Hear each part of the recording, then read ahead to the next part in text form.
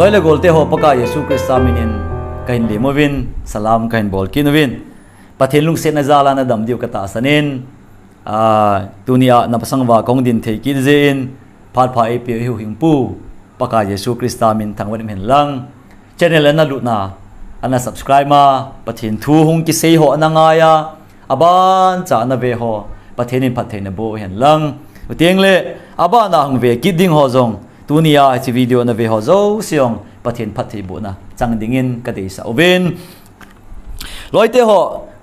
comment lama video masalama na hin sei ji oven baptisma thu hung ponin aje chu pin tha na buli pan ji oven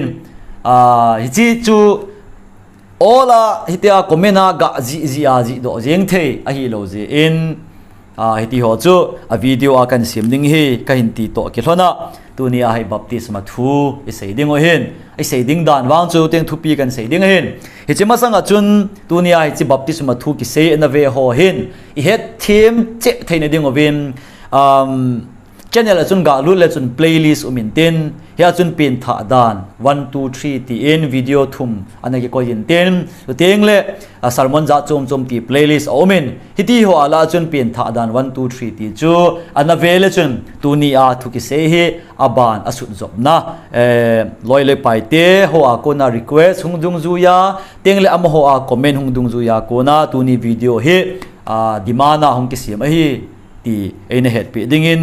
kan say nomin aba na zong loi le pai te ana share dingin kahin tim ki nu hi han lang ole thu pi lama ga lun le hen nang ho nin request dung zuin video masalama cross paka Yesu Krista na to thu isei tawin hu hing na chamkim ta jenga hin to ta ji achun hi chi paka Yesu Kristan hu hing na chamkim ato chu nang leken iga kila dinga hi le baptisma hi paka Yesu thu pi la hung pan ta ji ehem baptisma hi Christiana dinga ikinil naw tam pen ko deng le bol dan za chom ata asan lova pon lap noya lut loi to ai lova le pon lap noya lut jong phal dei lo atuya lut dong dei lova atana ka kitan tho je jong hi tam ta ki ta ji in baptisma chu ipi ham ti hi tunia thu pi hin man ding a hen loite ho Greek pau le Hebrai pau ti ho chu isei nom ji lo wangin sap le leng ho pau hi ga aman ji hung ngai ko ma omin tunia he khat kan la do ding hen thip ji ala do hilovin a hil chen a kan man go je in ai la baptisma ki ti hi ei pau hi poi ti he so ke ajubin ei pau a hi pon a hin la ei pau wa ile do dingai le tuilut ki je nga hin ya chun bible i hoi pen i pi version pen ham ju ka ve pon hicha mun khana ka ve na chun tuilu tin a ki le do en ki che ka sama ma jeng aban kala hil che na ding dong ke angai ka ti pon tuilu ti ai ko ya hele ai la tuilu ti a koi na mi tam ta lut lo ki the khum loi uma achala hetia noi pe loi ki uma ai lo wale ata asa aga the khuma abangin alu le su ko na lo sam le su ko na baptisma hi ti ki tao atama tam jeng ei pawa tuilu ti le ki che pen jeng tuilu ti le lu ti nei jenga a lut lo je tuilu ti thei lo hi na ai la athu ka awarding hong ki pat na baptisma hong ki pat lang Greek paw lama ivina hi le baptisma chu baptizo ti a ko na Greek paw hong ki lado hi ti in i heaven it's a baptizo ki ti chu vui ai lo wa hele sot lut ai lo wa le lut ai lo le phu mang vui mang ti na he hi che baptisma hi tu line e ta bang emin sei dau go yeng jong le amining ki khel de lo hin ya chu nang le ke yin ipa wa tuilut itia le akiche penin baptisma chu lut ti na hi ole tu ya lut na ti na hi ti te ai le baptisma hoya ko na hong ki pan ham thulung tha lang nge na hi le paka Yesu Krista le se na hung khan de na pathina ahin to masanga chun John Baptist chun gam thip gama pakai lam len sim to san ko yun ti thlang sam ma chun hong pang tan ai le ama chun lung hei na thu hin thlang samin lung hei na thu thlang sama kanunga hung ding pa hai ta asanun ama tu lang sap le ama baptisma chan sa chu anunga hong pa Jesu Krista chu to mai aban chi be talo di a ye chu Jesu Krista hong teng le chun ama mei le lagawa baptai na chan sa di mo hi anati ji a chu ale Johan chun Jordan lui dunga chun Johan ki pan tu pa bung thum chang som ni le thum lam bina hele tui atam ji in ati tui tam na mun ho chun akum thla ji in he a chun athungai ho zo se lung he na vet sa na a hung ji bin tu ya chun ason lunin baptisma achan sa ji e hi chi hi bible a baptisma tui lut sot lut phum lut vui lut ke pat na hi chi chu hi chi ei ho a lut ne tuya lut ti ei nel hon the tho hin mang ta wen ai le the tho hi tin ga sei gi te le hen Old Testament lam i ve na hi le thempu ho chun mi pha khosunga ko na ano do wa khopa ma a chen sa ho hi chi mi pha ho chu society a khosunga hong ki la lut ma sanga hi su thing na dan ane yo hi hi chu su thing na dan ane yo wa chun tui amang jibin tui a the jibin chubana ama ti lawang Mose in zong dan le kha ho ala a chu tieng le mi pi ho a the na chun thi san to tui yong aman tha ji e ti Bible a imoin Hebrai bung ko lang isima hi le tui yong a the khum hi chu tieng le Aaron cha te yong chu mun thinga alut diu tieng ho bu a alut diu tieng le pon bu to mai cham ki ka a chu iti ti diham kong tong ti tau te e pa he the divin atang pin he the divin sum thleng kong tiu te kong tong a ko jovin kong tong a chun tui sunding se novin hi a chu hung ki silngim jiwa hi cha chu lut jiwa hi a hin la Bible ki che ta bon cha tui ki man na zo se ve na hi le baptisma ai lol tui lut ti a sentence alo word ki mang hi thulung lui lama lo hi thulung lui lama lo a hin la a the khum ve ti wang cha o me a ki the khum o men chubana naman ti pha jong chu Surya sipai lam kai pa Elizana su dam pa chu kitile Jordan luya vel segi ve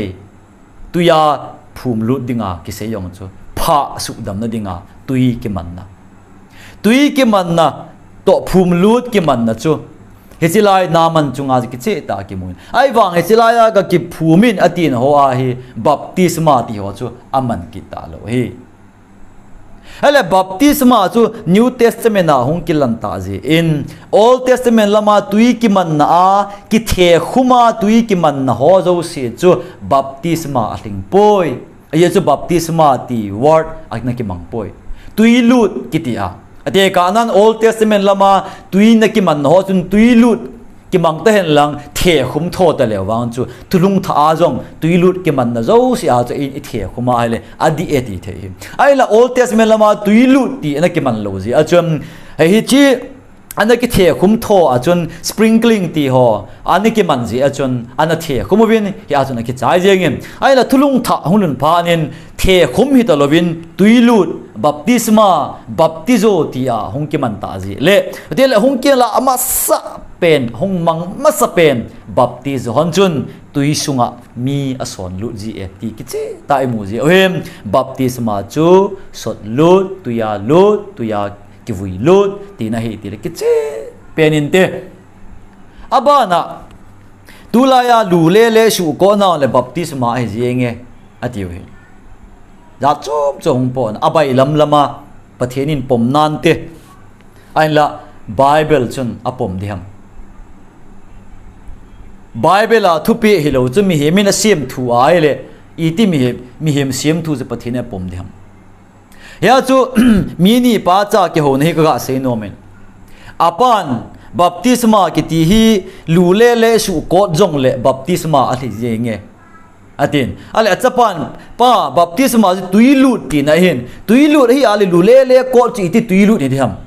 tui lut chu tuya lut ding ti na hi lo ham practical ta jenga ti le apan chapang nang sanga ka hen zo ti la chapa thim ai la ni khat chu a cha hung thi tai thi a piu apa chun boy ga vui te alwale ga phumang te ati acha paung che in sa lang ga chen tu cha chun to laga alayen a chalu le chu aga afumin levu kuma hinda sa ale pha chama do pan ga mu phana abon ga phumin ga ti lam ga vuyin ga ti lo ham ia ti le lu le na bu ya nin da sa ham ti la cha pan adon bu ta cha he pa baptisma on cha ta bang che lu le a cha vui hi lo banga chu vui idi te la ta sa pum pi le no ya vui a hi banga chun baptisma ki ti yong chu phum vui mang lut ti na hi je chun mi hem cho lu le su ko na baptisma aling poi ati chu he chun lu le su ko no jong hi baptisma aling poi baptisma iti hele tuya ki sot lut koi ho bungam khat chun ai lawal koi organization ham khat chun ama ho rem chan na ji ama ho lem got na ji ga the khum jong li jeng chu ati chu ama ngai dan hi o pathin ngai dan hi lo hi ama ngai dana aman adei dana ai lawal committee in phante ati ji abola hi le hi chu am ho bol hi bible bol lo hi ti che tan ka sei no min he chu tin le hi ti hin the khum hin bol lo naw khat chu chapang naw sen baptisma chan thei ham baptisma chu hu hing na chan ding hi ti jesu na pe ti he je wa chu chapang hung peng do on chon se hi ti ki tho ji hi ti chon se chapang chu ahung le na baptisma achan masanga thikhan te ti je wa chu apin do le i ti ham zo wa he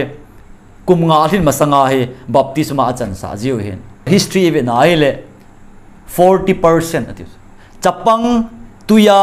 ki phuma kumnga thinglo tuya ki phum ho za a somli chu baptisma tuya ki chan sa ji in athi win hi kiti hi chi zo pha na chu chapang athi thi pha na da nong ki khela the khum jong hi jenge ti khat ngai da nong pengin hi a ko na jong ki siam hi ti po akizi na ho kemoin ala history lam to say daw ti ve mi him bol mi him ji tele mi him min hin phon doi je em hilang sang a chun bible hin ke nga zo le hen hi chu lungna wa pen ta hem bible a baptisma ahung ki pat na chu johan baptist a hi in johan baptist chun baptisma achan sa teng le hi chi tuya ga che a chang ding ho chu tuya asol lu ji a hi in paka jesu krista nge yong chu tuya ko na ahung po nin vana o ahung dingin ati cha tuya ko na hung pod na tia hele tuya chun paka yesu alut nge ye hi che alut na nge chu baptisma a hi ti hi tunia ipi ham baptisma ti ai kain se chit nom a hi he chun na ko ma a the tho umem a the tho chu bible a hi ma a poi ai lo lu le su kot umem baptisma hi ti hi yong tu di lo na lai jile chapang chu kum nga athin masanga chon se sa peng hi je in so cha na chang hi kha na ti chapang baptisma chan sa go nem yong tu di lo na lai hi ti ho hi chapang baptisma chan sa adi lo dan ne khat ga seileng bible chun koi hile ata asana baptai chang chu so chading hi ati je in chapang chun ata asan theipon chapang chun pathin thu pom theipon ahilla neinil nagi thirin seileng nanglungela hungki lang ding ne hin nil na ding chum aila chapang chon se chula hu hing na ngai cha len di be se apina ko na chon se in baptisma chu hu hing na hi hi le chapang jong chu baptisma achan masanga thihen langele hu hing chang lo thei chula di wal jienge ahilla chapang chu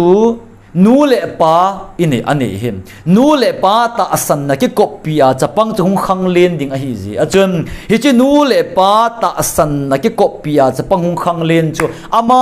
ta asan theina hin ne ya pathin thu hin he na ata asana chu teng le baptisma achan teng le bo chem paka yesu sei bang ta chu ata asana baptai chang chu so chading a hi ati chu hungwi thung ding bo hi hele ipidinga ikino ding ham ale chapang dinga chu ho ina ipui jiwa chapang chu dedication ibol chu dedication khu ipidinga ibol ta ong chu ti hi le dedication iga bol chu nu le pa ta asan ki kopia chapang asen laya ho ina ki puya dedicate ki bola hitai pathin khuna ki hlana hi tunin na hu hing pu le na dam pu dingim pakai Jesu Krista minin ka hlane nong khang le na Krista ka hu hing pu hi na ti hung ti theya amina na hin ta san theya cho tele na lung na hin hei theya hitai ta san na nang zong baptisma na hung chana pakai thupi banga hu hing na nangma ta nang chan ma sang si a dingin hu hing pu le leng le pathina dingin pakai Yesu menin ka hlane kitia ho ina ki hlan ta chu ale I hlan ta hele baptisma hung chan thei chan chu inga di mai zenga hi chu chapang baptisma a chom cha ka ga se hen lang se ding atamin ale top nan loile gol te ho thu hil za chom chom atam ji in paka Jesu Kristang le si na len la jin upaho chon dan thu a tabang hin anasayin pat Bible changa si mingate mark ki pan tu ba mark bung segi chang segi na hin a hoi hitale ama hon a thu hilu hi mi hem thupe zeng a hilu a hi ji in ei hovuzong hi mo a hi abana anoi iga simsu kinale paka Yesu tem pathin tupi ta be chu na thai milun ai lol na thai mangun so ta ko na pilepu phat laya ko na upaten thu hin seizo mi hemin hin pi son zo chu na ta san zo ve ati hi anoya mun khat ka asim do nom kinin te nang ho chon na thu mi na pi so nu chun pathin thupi na thai milun hitobang thil chu tam ta na bol ji ve Israel cha te la paka Yesun thu asaya chu apho he nang hon apathin thupi sangin ami him chon dan le ailwale kiloi khom na in chon dan asim ailwale organization in chanding dan asim alwahi le denomination in bolding dan asei zo chu na bol ta ve ti ne in nong ga akila ta te ini e hon tu ni hin he chun denomination in the tho ding hi denomination chun lulele su ko ding hi ati ji a chu baptisma hingjing ai poi baptisma chu Bible dung zui ta pathin tu pi bang ta I chandinga Bible a ei ki pi hi in hi je chun tuya le sagawa na pin tha ding a hi ati he symbolic nga se hilovin tuita ta aman theina dingova iman theina dingova pakai ama ta zongin cross a chu ana a ko na thisan ong po sa a hi ti he tu ni a dinga ka ga se thein lang phat ki tieng le baptisma I pidinga chan ngai ham bial se ki ning kate video hi zo tieng le next video kan bol ki tieng le baptisma I pidinga chan ngai ham dan zo na a cham di ha hu hing na a chan di ha ho bung da na chan di ha ti ho chu I se ding hi next tieng le hi che ikimu to kit masang se devin pakai pathenin phatheina bo hen lang na bon chawin dam ni sen pha pe em nom piu hen ka ki pa e